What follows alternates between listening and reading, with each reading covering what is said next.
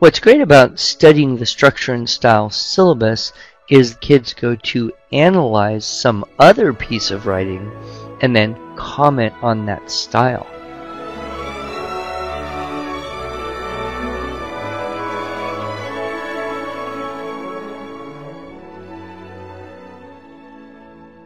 Hello, and welcome to the Arts of Language podcast with Andrew Pudewa, founder of the Institute for Excellence in Writing, or as many like to say, IEW.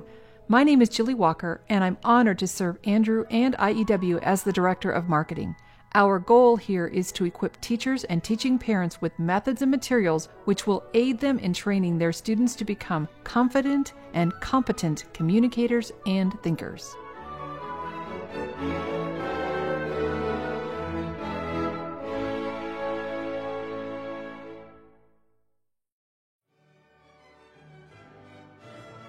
Hi everyone, as you may have heard, this week we're switching it up a bit and are playing for you the audio portion of one of our IEW webinars. Today's episode is part 2 of that webinar, so if it sounds a bit like you're jumping into the middle of a conversation, well, it's because you are. And like we do for each podcast recording, we'll post any links or websites mentioned at iew.com/podcast. Enjoy!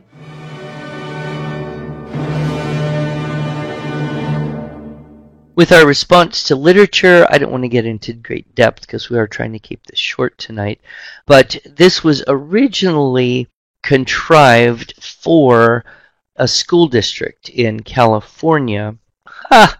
So true, Julie. If you have not tired this yourself, oh, you caught yourself. Yeah, we're all tired of a lot of things, but we don't want to tire of the track before we've tried it. Back to responsive literature. This was created for a school district in California that had to prepare grade 5, 6, and 7 students for a standardized test that included a response to literature, which is essentially you read something, you read a story, a poem, whatever, an article, you read something, and then you say what you think about that. Well, the problem, of course, with young children in that age range, 10, 11, 12, 13, whatever, they can read something, but knowing what to think about it, that's not necessarily going to be a natural aptitude. They need some training, some models, some practice to do that well. Otherwise, they're just going to basically sit there and say, I don't know what I think. I don't think. I have no idea what to write, and have very little to show. Or they'll say, what do I think about it? Well, I think it was a good story, and here, I'll tell it to you again. And so what we found with that school district is that the students, given response to literature type of tasks, would either just retell the story, which wouldn't score well, or they wouldn't come up with much to say, which also wouldn't score well. So this idea is that you would structure an essay of various lengths for different grade levels. So with the grade 5 structure, 3 paragraphs, you got an introduction, summary, and 1 analysis topic. Grade 6, you could have an introduction, a summary, an analysis topic, and conclusion. Grade 7, an introduction, a summary, and 2 analysis topics and a conclusion. So you would gradually build up 3, 4, 5. You could even add in a 3rd analysis topic and go for 6 paragraphs, depending on what you wanted to do. So just a few thoughts there. And by the way, if that went by pretty fast, that responsive literature, as I said, I'm pointing you to the TWSS seminar, the SW2, the revised version wherein we have a lot more detailed explanation and examples, and if you need to do that type of thing, it's all there and ready for you to explore. So just remembering, don't stress over the level of sophistication. It's okay to do simple things, especially in the beginning. We always recommend you make a poster for all of our models.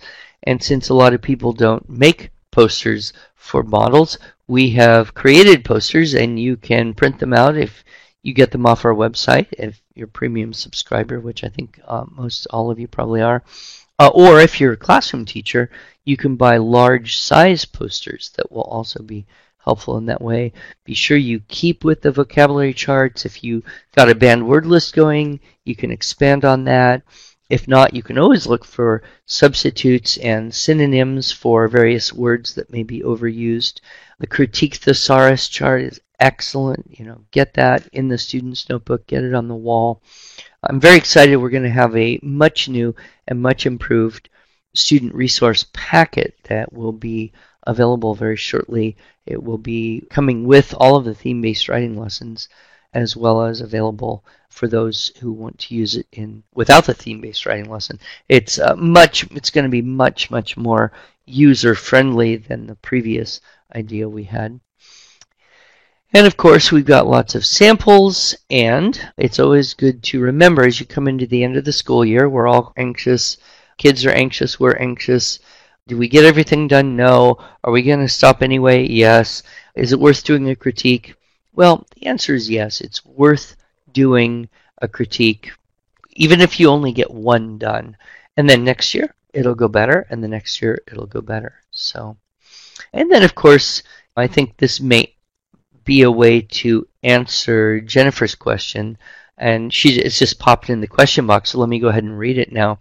She asks, how do you know a high schooler is ready for literary analysis? What should I be looking for in his essays to know he's proficient? How many times do they need to go through the different units before they're ready to go on to something like Windows to the World, which is our literary analysis course, upper middle, high school level? Well, there's no formula here, Jennifer. Probably, you would know from conversation with a high schooler. Are they starting to ask questions like, what does the author believe about certain things, God, the universe, and why did characters do certain things they do? How did the author show this or that in the characters or the setting? How did he develop or show certain traits of the character? What were some of those elements? And honestly, I hate to say it, but the best way probably is to just try it out. Get the Windows to the World if that's where you want to go, and just try it out and see how it is. But the answer really would be, even if your student is not completely, quote, in your view, ready for literary analysis independently, they probably would be ready to do this with you. So don't be afraid to do things together. I think that we, in kind of a dangerous way, start to think, oh no, if my student can't do this assignment all on their own, well then they must not be ready, or they must not be learning something, or if I help them, then that would be cheating. That's not true at all. What I have discovered is that you can help students as much as you want. You can do stuff together. You can, even take turns writing sentences on the paper, whatever it takes to get the student to a point where they really see, okay, I grasp the whole, I understand the model, I get it, I can do it. I always say in my 4 deadly errors of teaching writing talk, one of which is withholding help, don't worry about helping a child too much. You can't do it. Even if you try, you can't help them too much, because they will always tell you when they don't need help. So don't be worried about that. And, worst case scenario, you get to exercise your brain a little bit there, getting into literary analysis or Windows to the World or response to literature or whatever. And also, I would mention to Jennifer and everyone, we have a great team of people. I have got some teachers that are available to answer questions and correspond, or even talk to you on the phone, that are actually, in many ways more experienced than I am in terms of having, taught this type of thing at different levels to different types of groups of kids. We've got classroom teachers, we've got homeschool co-op teachers, we've got moms who've helped kids both at home and kids who are in classes. We've got a wonderful team of very experienced folks. So if you jump in and try something, you try Windows to the World and you've got a little bit of confusion or insecurity about, am I doing it right, or what should I really do here, whatever, you contact us and we will get you right to one of our master teachers who we kind of keep around. We keep them on as our emergency calling answering team and consultants. And one of our goals, one of our corporate priorities at IEW is to be sure that everyone gets as much help as they possibly need. So I hope that was helpful. Okay, so just in case you are not aware, we have our theme-based books, the Green Stripe stuff, grade 3 to 5. Those things don't go all the way up to Unit 9. The Bible, Heroes, Fun and Fasting, Fables, Myths, and Fairy Tales, those go up to Unit 7. But all of the Blue Stripe and Purple Stripe, the history-based, the Narnia, the Rockets, Robotics, the Advanced U.S. History Rhetoric, those all do include Unit 8 and 9 critique models, so critique assignments. So you've got plenty to do there. This is a new product this year, our high school essay intensive. We worked very hard. It was completely re-recorded to include the problem of the SAT prompt, which is a literary, I wouldn't even call it literary analysis. It's just a text analysis. Kind of a tedious, awful thing to do, but again, if you know the tricks and you practice a little bit, you can do a lot better. Also, the new ACT prompt, which is different, and a whole lot more on the invention process. So I think you will find that useful if you have high schoolers getting ready for those tests or needing that added help. Okay, we got a couple programming in questions. My Q&A box is still open, so please feel free to send over a question. I'm in no hurry, but then I know we're trying to keep this a little shorter here. Heather's saying, do IEW's materials ever teach a 3-level outline? Well, I am going to have to confess to you, Heather, I'm not sure what a 3-level outline is. I'm hoping that what it is would be met by our TRIAC model, which to me seems to have the 3 levels. It has the basic topic and restriction, and then it has the illustration or information or details, and then it has the analysis level and a clincher. So maybe that's it. Another paragraph model that probably not entirely useful for Unit 9 and the critique, but certainly for Unit 8 and maybe some of the literary analysis, would be Jane Schaefer years ago put out some materials where she had a couple paragraph models. One was fact, comment, fact, comment, so a total of 6 statements in a paragraph, or fact, comment, fact, comment, with another 6 statements in a paragraph. That would fit in pretty well to the way we do it, but I'm not entirely sure what that 3-level, and if you are with us here tonight and you want to clarify that, go ahead and type it in, and I'll try to see what you mean. Sherry, any tips for students to write in the present tense when writing about the story? Well, you have to understand the grammar, and so the idea is this author argues that, this author utilizes certain devices, this author states, right? All of those would be present tense. And one of the problems, of course, is if a student knows the author is dead, and you're writing about Charles Dickens, it's a little harder to say Dickens uses various techniques, Dickens enjoys frequent short sentences, Dickens develops the character of Scrooge, because Dickens is dead, so he's not doing it now, he did it. And I don't know how important that really is at our level. Perhaps if students go and take a composition course in a college or university, the teacher will say, okay, I want you to write in the present tense in this circumstance. I have a little bit more difficulty getting kids to put stories in the past tense, especially if they're elementary or lower middle school, because they're living the story as they're writing it. So they'll put it in the present when I want it in the past. The key there, I think, Sherry, would be to understand the grammar, that they understand the grammar of tenses, and maybe even do a little exercise. Give them a little Aesop fable or give them a little bit of content and say, okay, write this whole little thing in the present tense. Okay, now rewrite that whole outline in the past tense so they get a real clear idea of which is which and ne'er the twain shall meet. And if they have trouble doing that, then you can help them. So hopefully that does something for you. Anne-Marie has sent me a question about, I love it, in Genghis Khan and the Hawk. Hopefully some of you are familiar with this story. It's from the medieval history-based writing lessons that was used by many folks this year in CC. And the thing is, Genghis Khan has his favorite hawk, and the hawk keeps knocking the water out of his hand, and Genghis Khan is irritated. He finally accidentally kills the hawk, or intentionally kills the hawk, and then he notices that the water is probably toxic, maybe even deadly, because there's a venomous snake dead in the stream that is the source of his water. So that's just the background of the story. So Emery says, my son felt that the death of the hawk was needless.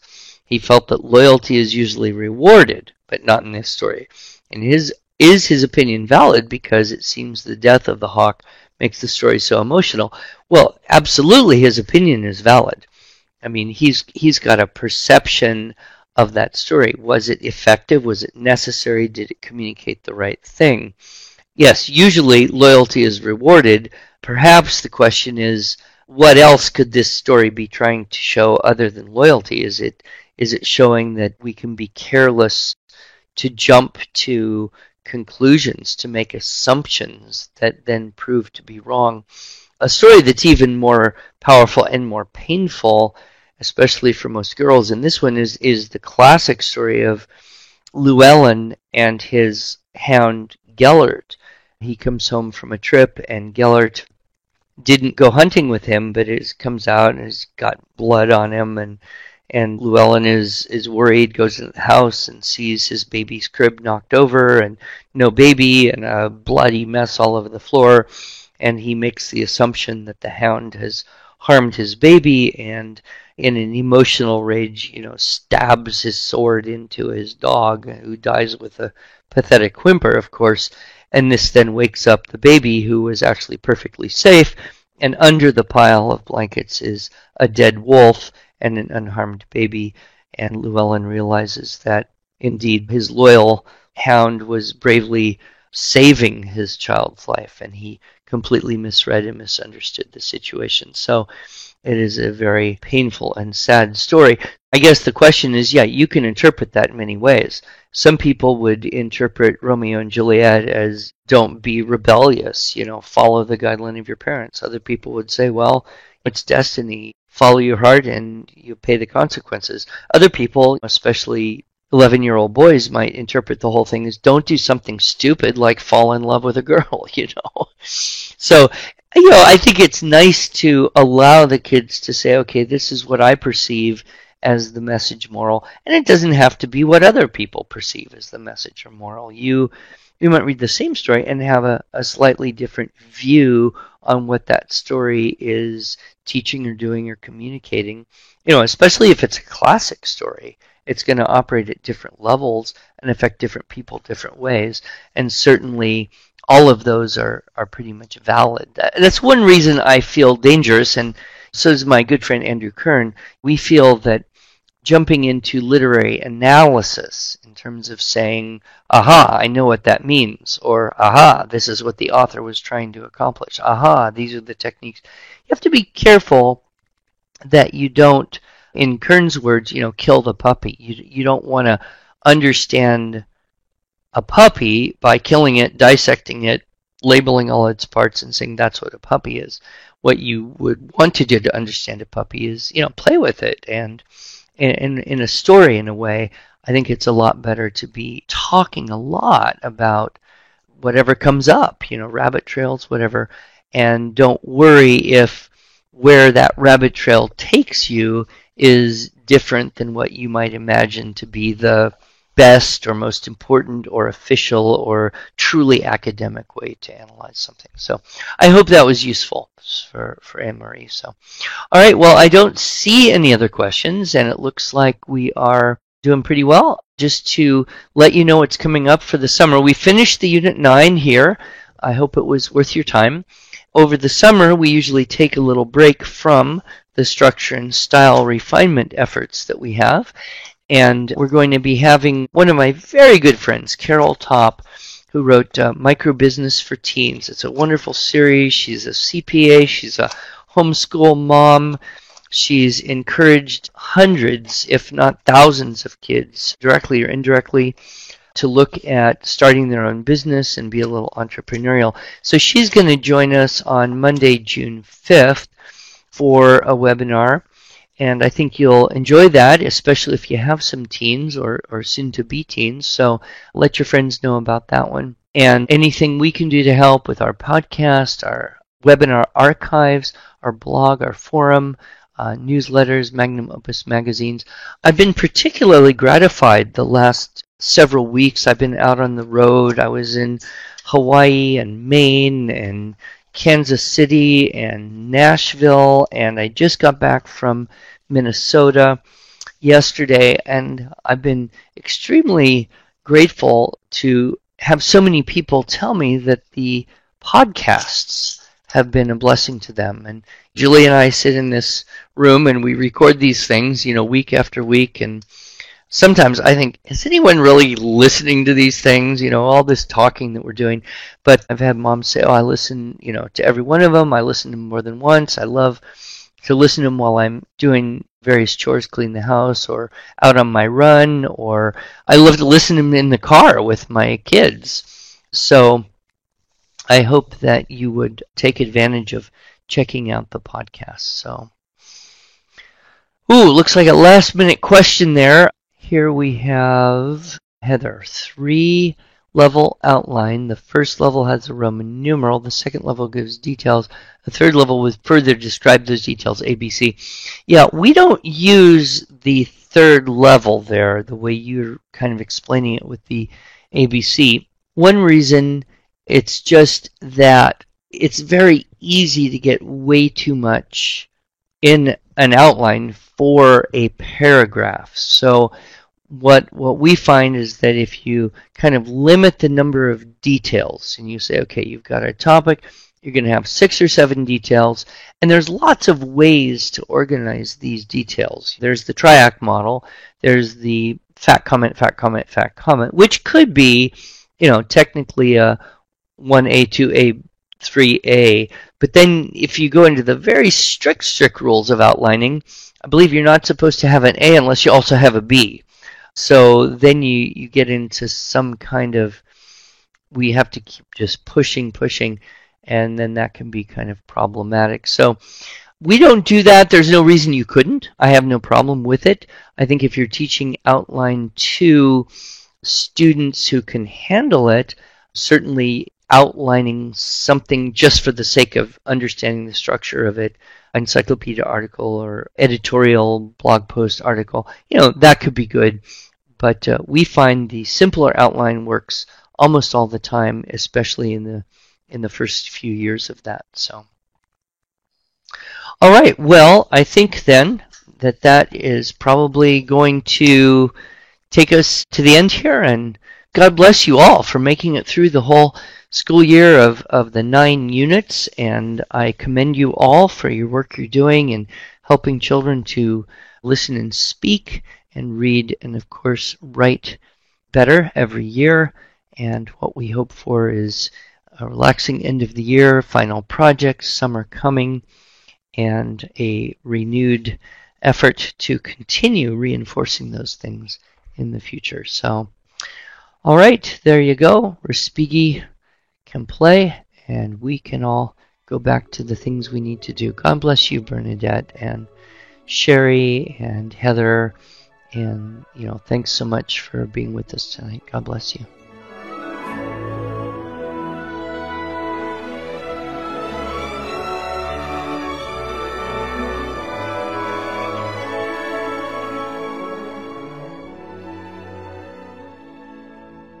Thanks so much for joining us. If you enjoyed this episode and want to hear more, you can subscribe to this podcast in iTunes or Stitcher, or just visit us each week at iew.com/podcast. Until then, on behalf of Andrew Pudewa and the team at IEW, I thank you for the privilege of allowing us to partner with you on this educational journey toward better listening, speaking, reading, writing, and thinking.